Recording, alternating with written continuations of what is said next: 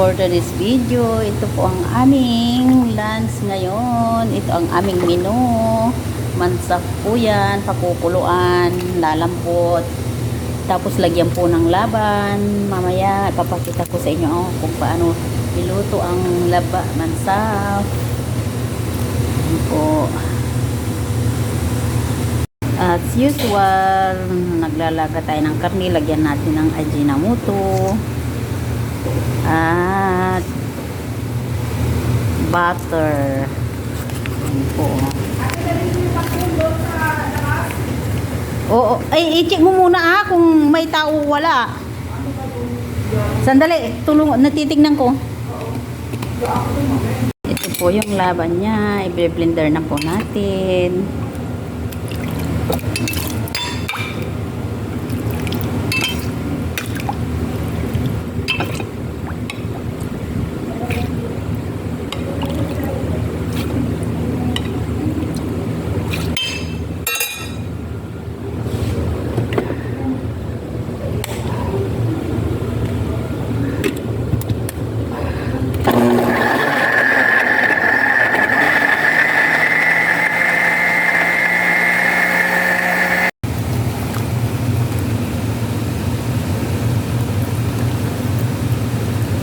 Ito lang po ang pagluto ng laban. Pagkatapos binilender, tapos lagyan ng konting sabaw na pinaglagaan ng karne, tapos haluin ng haluin hanggang siya sa kumulo. Hindi po pwedeng iwanan o hintuan ng paghalo pag hindi pa kumulo kasi magbubuo-buo po yan. Pangit po siya.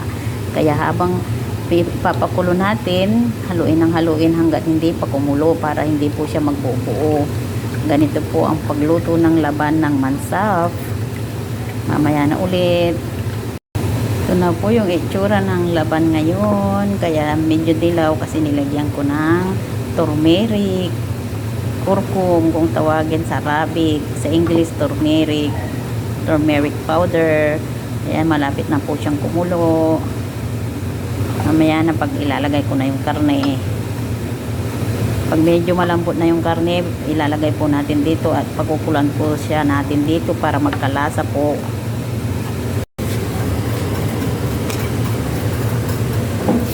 Ay, ano ba ito? Hindi ko pakihawak nga ito, be. Sandali.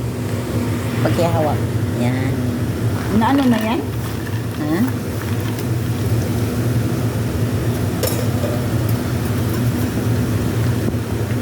Tama.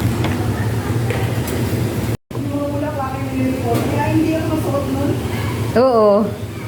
Wala naman na siyang ibang.